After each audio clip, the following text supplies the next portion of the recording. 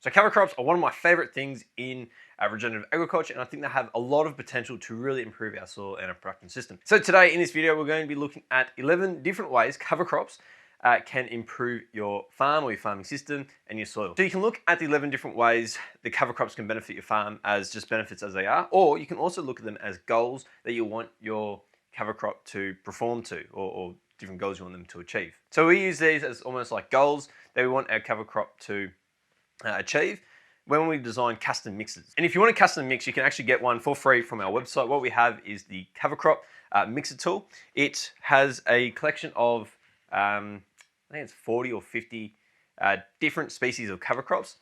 Each of these are ranked in terms of their ability on different goals that we'll have up in a moment. And you simply select the goals that you want. You can pick up the 3, some limitations from your farm, and it'll create a custom mix just for you to maximize those goals. So we'll go over that later in the video, but today, 11 different ways cover crops can help your farm. So the very first one is weed suppression. So weeds like to fulfill ecological functions when there's nothing else taking advantage of that particular function. So for example, if you've got bare ground over fallow and it's bare, you've got water in the soil, you've got nutrients there, weeds will come up because they want to take advantage of that. So basically you're going to get your fallow with lots of weeds.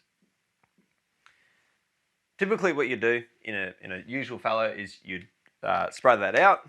You might spray 3 different herbicides or do 3 applications over fallow. Instead, what we could do, we can put a cover crop in to suppress those weeds. So there's a few different ways that this occurs, and we have a whole video on each of these, but the most important function is that simply the plant has a lot of biomass and it outgrows the weeds.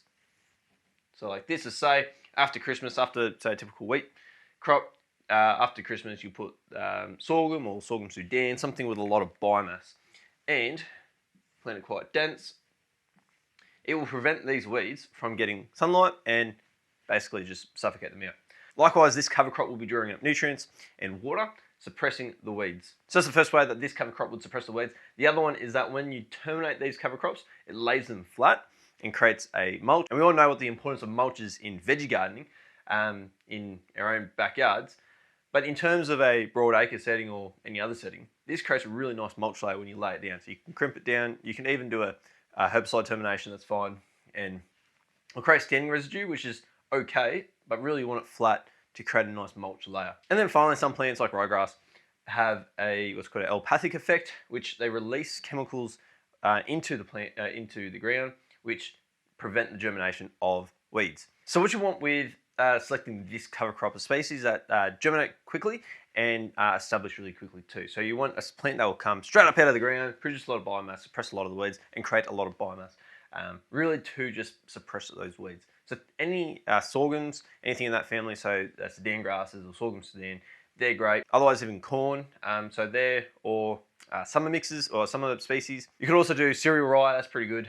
And I think they're kind of the big ones. Now, all cover crops and all plants to some extent will suppress or perform each of the functions. It just depends on how well they perform. So a sorghum will perform a lot better than, say, linseed, which doesn't have it's not very aggressive. It doesn't have a lot of biomass, but that has different benefits in itself. So really for this, we're looking at plants that in our system achieve 80% plus in terms of fulfilling that goal. Now, the benefit of weed suppression is that you reduce the amount of herbicides you use. So during that fallow, instead of applying 3 herbicides, you can apply 1 to terminate that cover crop. Effectively, you're reducing your chemical load and you remove those costs, but you put it into the cover crop, so it works out to be about neutral. But you're using different ways to reduce weed pressure, which should also decrease the amount of herbicide resistance in weeds. So if that's becoming a problem, I'd definitely consider something like a weed suppression cover crop. That one might really benefit your farm. The next one is really good, quite beneficial, and that's actually fixing nitrogen. So if you've seen the previous video on nitrogen fixation in legumes, all legumes have the ability to produce nitrogen with different associations with rhizobia bacteria in their nodules. So they have their root like this, and on their roots they'll have these little nodules that are red, or should be red. This is where these bacteria live. They take in nitrogen from the atmosphere, fix them into ammonia, and then that ammonia then gets used by the plant to produce amino acids. So we can include legumes in our cover crop mixes to produce free nitrogen for the following crop. And so any legume works. Some legumes work better than others, depending on biomass and the amount of nitrogen fixation there is. You can also do a few other things to increase nitrogen fixation. We have a whole video on that, so you can check that out later. But really, you can produce almost 200 kilos of straight nitrogen per hectare with a very heavy legume-based cover crop. Now, not all of that will be released in the first year. A rule of thumb is about 50% of that nitrogen will be released within the first 12 months. It's very high quality nitrogen because it's in a amino acid form, meaning that's more water efficient and more energy efficient for the plant to use. So that's things like cowpeas, or any of the peas, so cowpeas for summer, as well as sun hemp for a summer crop. You can use field peas, vetch for winter, soybean, any legume works, as well as all the clovers. But this is very beneficial if you want to make your own nitrogen fertilizer. You don't want to spend money on the fertilizer. You can produce a lot of it yourself. Now this next one is quite interesting, and it's to recover nutrients. So some plants have a really good ability to absorb excess or just available nutrients in the soil. So really any of the radishes, so say we got a radish like that, and they drop down their massive taproot like that. This taproot will be taking, say, nitrogen and phosphorus and potassium and any nutrients in the soil. The nitrogen is a very important one because it's highly leachable, as well as sulfur, boron to some extent, but really we're looking at nitrogen. It takes in a lot of these nutrients and it stores them in their big tuber or in their root system, which means, say over a fallow period where you get some rainfall, it will prevent them from leaching away. So this should increase your nitrogen use efficiency as you're then storing it into plant biomass, which will then decompose for the next crop later. So this is really useful if you have a very high fertilizer input system. So say cotton, you'd say you'd grow your cotton over the summer in northern New South Wales region. Over the summer, over the winter, you might leave it bare. Putting a cover crop in that would recover nutrients, very beneficial to then prevent that nitrogen from leaching away, say into your rivers or something like that, and making it available to the next cotton crop or whatever you're going to put in the rotation, like sorghum or maybe not wheat if you're going to put a cover crop in, but that would be quite beneficial. So we're looking at really a lot of the brassicas for this, a lot of the broadleaves. We're also looking at plants that have a lot of biomass, so sorghum as well, sorghum Sudan, things that produce a lot, they need a lot to get that going. So recovering nutrients is a good one to aim for with those. And again, once that dies, say you terminate that, that root will stay in the ground. It will also have actually a fair amount of depth to that. So you're almost moving nutrients around in your soil profile. You're making the soil better way. It would be translocating nutrients, so from the top part, if you got stratification there, into I guess some of the lower parts in the soil profile, which would overall assist your future plants by distributing that nutrition around the soil profile. But yeah, those above ground biomass will fall over and decompose too. So the next one we don't really use that often, but a lot of the guys in horticulture use it, especially small crops, and that's biofumigation. So a lot of the brassica crops, they release compounds which suppress typically nematodes. That's really what they're usually used for. So say we've got brassica like that, so Indian mustard or any of the mustards really. When they die and decompose, they release different chemicals into the soil, which the nematodes don't like, and so I guess they die. So we don't really use this one too much for a goal. It depends really on the system. If nematodes are really being a problem, you can use that. Another really interesting way of kind of dealing with this is just a very high diversity multi-species cover crop. I saw some really cool research at a cotton conference I went to about how multi-species cover crops, or there's a direct relationship between species within a multi-species cover crops and disease suppression by stimulating microbial activity. So that's great. This you've got to be careful with because it also suppresses beneficial microbes such as mycorrhizal fungi, as a lot of the brassicas don't associate with mycorrhizal fungi, so you've got to be careful about that. But this is a really good way to reduce your nematicides, which are quite toxic. Now this next one is a bit more general, and it's overall soil health improvement. Now this is quite interesting, and really it comes down to a few functions. The first one is the amount of photosynthates that this plant releases to the soil. So say we've got a grass here, puts down a fibrous root system, which is very good, and then it releases sugars into the soil to stimulate microbes and build soil irrigation. So really you can almost replace the soil health improvement goal with soil irrigation or soil structure improvements.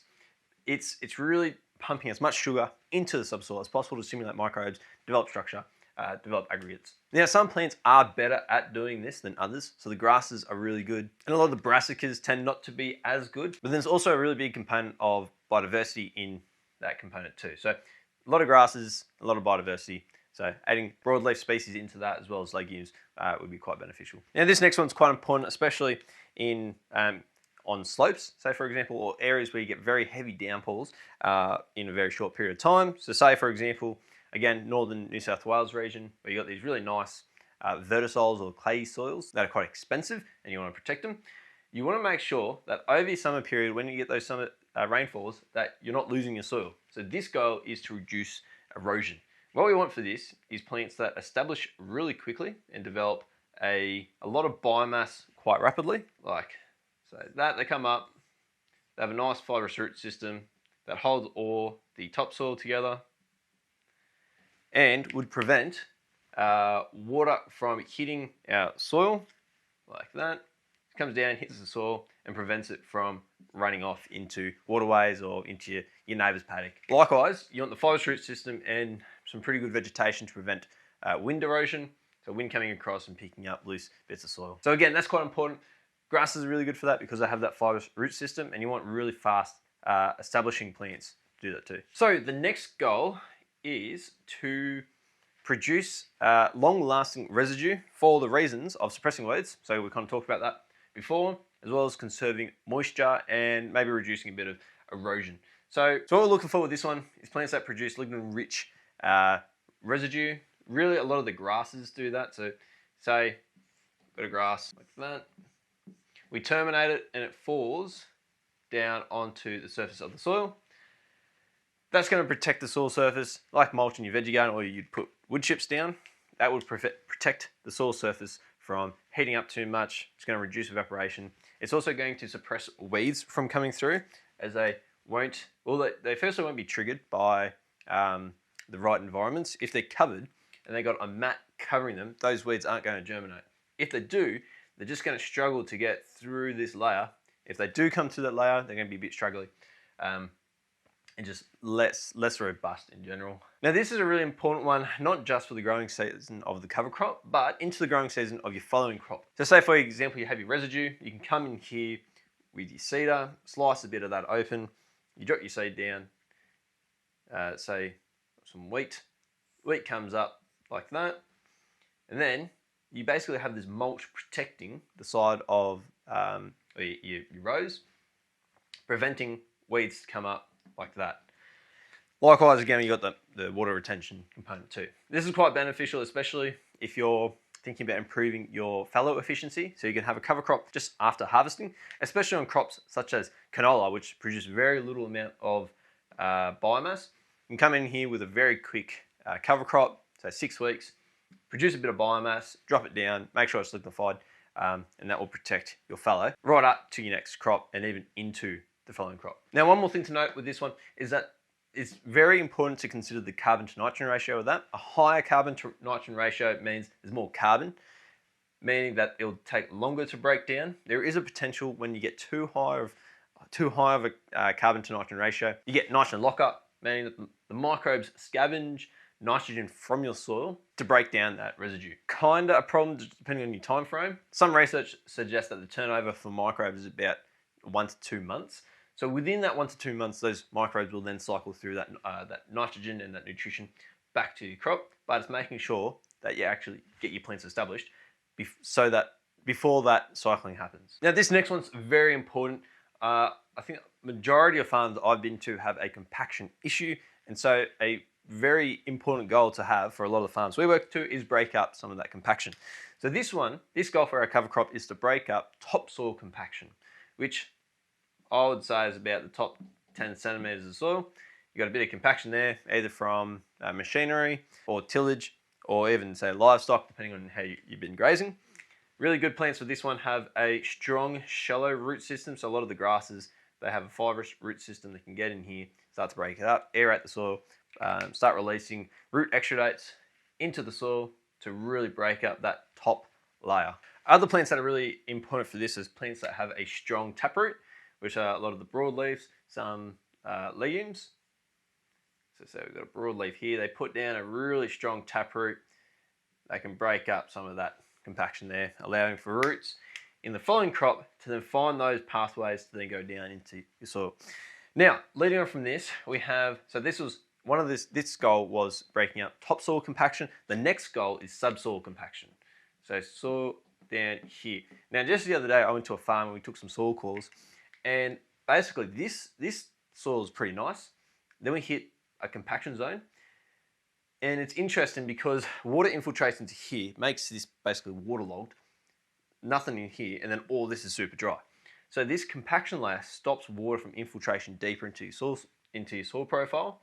And to think about the drought resilience or lack of drought resilience this soil has, where all of its water is here, when they get rain and this is already saturated, it's just going to run off. So you want your water to infiltrate right down into your subsoil so that your roots can go all the way down to access that water. What we want for this one is more of these tap-rooted plants where the root system goes right down as far as possible. The bigger the taproot, the better. So some of the tillage radishes are really good on this one. They really break up that compaction. And then when they decay, they leave that big hole behind. So tillage radish, as well as sunflower, safflower, they're fantastic plants to have. They have that really strong, deep taproot that can punch through a lot of that compaction. So this next one's quite important if you're going to terminate your cover crop with grazing, or you plan to graze the cover crop to make some of that money back. And it's to provide supplemental feed. This one's based on two qualities: the nutrient value of the feed, or say the palatability, as well as biomass production. So really what we want here is just a lot of feed, so a high amount of biomass production as well as nutrition. So that covers a whole wide range of the families in the cover crop mixer. And really a lot of the plants are quite beneficial for grazing. Really we're not selecting plants that are just not that palatable. So like a lot of the mustards might not be quite palatable for the livestock. Now having supplemental feed as a goal for your cover crop is really beneficial. Especially when you want to get really high weight gains. So sometimes you can even get into the 2 kilos per day on a steer from a really good multi-species cover crop that's really nutritious and delicious. So number 10 is a really good one for trying to reduce pest pressure, and that's attracting beneficial insects. So say for example, this is quite useful in small crop horticulture, where you have lots of plants growing and a lot of pest pressure, is we want to have a lot of plants that have really good flowers. So you can get, some plants are better than others with their flowers. So say we got a plant here like buckwheat has a nice flower versus a grass which doesn't have any flowers. This one's going to attract the beneficial insects better than the grass. And likewise, these beneficial insects like lacewings and ladybugs, they'll be attracted to this, increases the beneficial insect population to then prevent other pests coming in and attacking your crop. So this can be a really good one to integrate with a integrated pest management system. And really we're looking for plants that can flower a lot and that have really nice flowers to attract these beneficial insects. And lucky last in our goals, we have microbes or fungi growth. So some plants are really beneficial in their ability to attract mycorrhizal fungi, which we all know the importance of mycorrhizal fungi.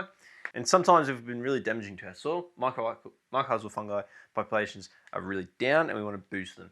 So selecting plants that can associate with these mycorrhizal fungi can help extend the root zone. And even a season where you have a lot of mycorrhizal fungi development, it can increase the population in the soil so that when the following crop goes in, you have a larger amount of spores in the soil to then inoculate that following crop. So a really good plant for this is linseed. That's a really fantastic one. But a lot of the plants will associate with mycorrhizal fungi. I think 90% of them do. It just depends on the extent of that. Any of the brassicas don't. So really, it excludes a lot of those plants. So they are the 11 different ways that cover crops could benefit your farm by selecting for those different traits. So what we do in our multi-species cover crop mixer, which is free by the way, is you select 3 of those goals, and the mixer will select species that will optimize for those goals. So for example, I've done one here for a warm season mix that has 10 species in the rainfall between 300 and 500 mils. And my 3 goals were weed suppression, break topsoil compaction, and recover nutrients. And the other thing that our cover crop mixer does is you can put limitations in. So you can put 2 limitations of your soil or of your environment, and it'll actually optimize for those conditions. So for example, I put one here for drought conditions, and this is the cover crop mix. Here it contains sorghum Sudan, sorghum, Sudan grass. So really you could almost bulk all those in together. Next we have okra. Okra's a really cool crop. It has a really nice taproot. Sun hemp, cowpea, millet, mung beans, sunflower, and safflower. So you can see here you have the suitability of each of those plants. We also have the sowing rate and the percent of those in the mix. When a plant is better than say another plant, it will actually increase the better plant's percent in the mix. So overall, we wanted to achieve multiple different species in the cover crop mix while optimizing for those goals. So this cover crop mix had an overall suitability of 70%, which is pretty good. 66% score on weed suppression, 80% on topsoil compaction or breaking topsoil compaction, and then a 76% on recovering nutrients. So, and 80% on drought resilience. So really good mix there. You can get your cover crop mix for free on our website at agresol.com.au. Awesome, thanks again for watching. My name's Teal. Cheers.